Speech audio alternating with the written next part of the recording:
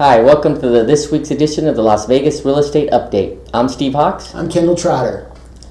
Today we're going to cover the number one real estate question in Nevada. For homeowners, do you owe more than your home is worth? And what to do about it. Kendall? In a lot of cases, the answer is yes. So we want to talk about your options. There are other options besides foreclosure and short sales. We still have a great rental market here, and also, I want to talk a little bit about the human factor of this, because a lot of our updates we just deal with numbers and percentages and stuff, and we have to remember that these are people's homes that we're talking about, and they have kids and pets, and they go to school, and I want to kind of hit on that a little bit, like what's happening in our real estate market. When I was at a seminar just last Friday, and the instructor tells us that just about one child in every classroom in this town is in danger of losing his home. Anyone that bought a home basically 2004 or after, if they didn't put any money down, or 5% down, or even 10% down, they're going to be upside down in your house. The four options they have: they can rent it out, if they need to move, which is a short-term fix. Right. They can ask their lender to modify the loan package. There's two things they can do. They can ask them to reduce the payment, and if they reduce the payment, then also ask them to reduce the principal, because there's really no sense of reducing the principal if you're $200,000 upside down. Also ask them to reduce the principal, which some lenders are doing. It's still few and far between, but at least you'll have the peace of mind that you tried to do that. The third option is you can short sell your home, which means you sell it for obviously less than what you owe on the loan, and that's one of the things we do. We negotiate with the lender to take less. And the fourth option is the unfortunate option of foreclosure, which unfortunately some people don't have a choice due to the market, and the payments went up, the ARM adjusted, they can't afford the payment now, and they can't refi. So unfortunately, that is the other fourth option. That is the F word in real estate right here. Okay. It's a good way of putting it. Yeah, it really is. A short sale. We've done quite a few of these about short sales, so we're not going to really get into that so much right here. If you do owe more than your home is worth, and you don't want to or don't need to move anytime soon, hang in there.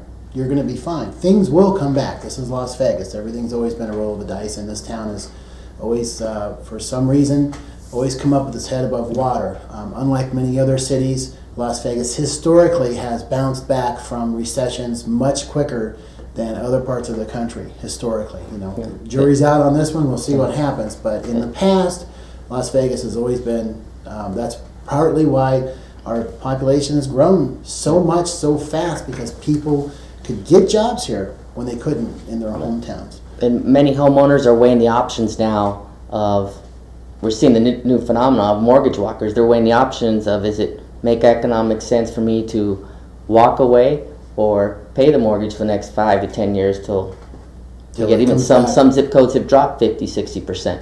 Some neighborhoods, some zip codes, the whole zip code has dropped. 89031, 89052, many 89052, 89032. And that's where our office is located, which is a beautiful part of town. It's just, there's a lot of people shouldn't feel bad, or there's a lot of scenarios that have happened that cause this real estate market to plunge. Yeah. And a lot of people that owe, for example, $500,000 on their house, it's dropped to $250,000. Well, yeah, you're not alone, for one thing. Yeah, it's not alone. It's nothing that they made a bad decision. There's a lot of economic things that have happened, a lot of fraudulent loans that have caused this, the snowball to occur, a lot of predatory lending, people not knowing what these lenders were offering. Yeah, everybody signs on the dotted line, but they thought they were dealing with professionals, and a lot of these professionals were forging documents, signing stuff that wasn't... Not being so professional, basically. Right. They were lying to their clients, and now that stuff is coming back. This is the repercussions of that. Right. There's a lot of talk about 2 years, 2009, middle of 2009. All the big think tanks are saying 2009. We've even heard some people say respected think tank people, okay, that by 2010 we could be in a housing shortage because of the way the builders have pulled back and our population's still growing. Even though that, I won't say there is a recession or there's not a recession. Every time you turn on the TV, you're hearing another story. I'll say there's a recession. It's in real estate. I would say there's definitely a recession, but it's the people have to weigh. If their home was 500, if you owe 500,000, and in 2010 we expect the market to level off, the house has to double again in order for you to break even. So a lot of people are making the decision, well, even if this does happen to my credit will be repaired in 2 to 3 years, hopefully. Credit repair companies, there's no factual data on that, but from what we've seen, 2 to 3 years your credit should be at par to buy another home. Another thing we have to look into is the only way lenders make money is by lending money. That's the only way. So if a large majority of people have a default or foreclosure or ding on their credit, who are they going to loan money to? Exactly. They're going to have to make an exception. In the past, this is a stigma where people, if they lost their house or were foreclosed on, it wasn't very common in the past. Correct. Either. Because the person must have done something wrong or didn't do. Now it's a whole different ball game.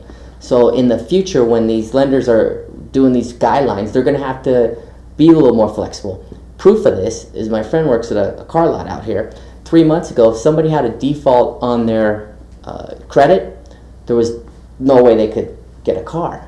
He couldn't finance them with the good financing. Now, if the default is on a secondary home, it's overlooked.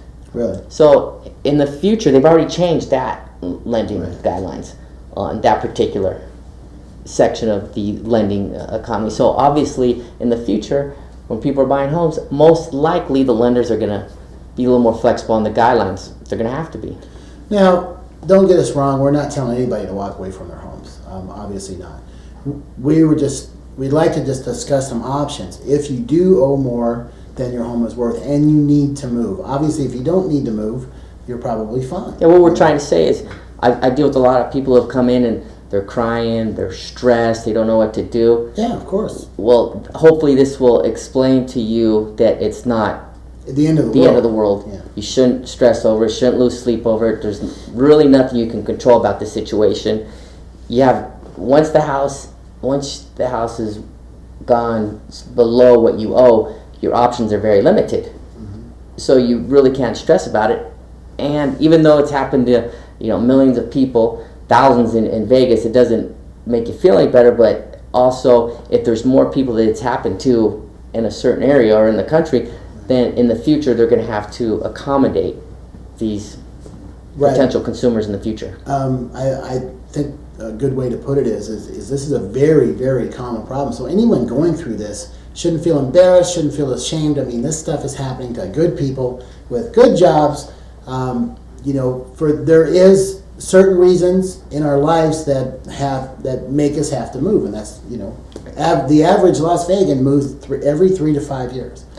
And a lot of this, if the lenders were enforcing the guidelines in the beginning, a lot of this stuff wouldn't have happened, because you wouldn't have had these skyrocketing prices.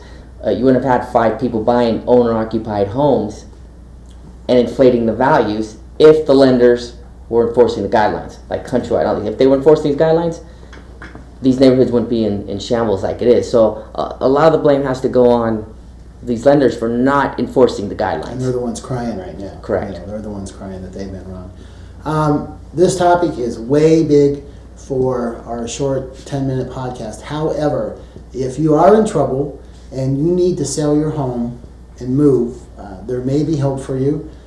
Feel free to give us a call. I'm Kendall Trotter. I'm Steve Hawks. We're both with RE/MAX Platinum. We'd be happy to help you. And thanks for tuning in to this edition of the Las Vegas Real Estate Update.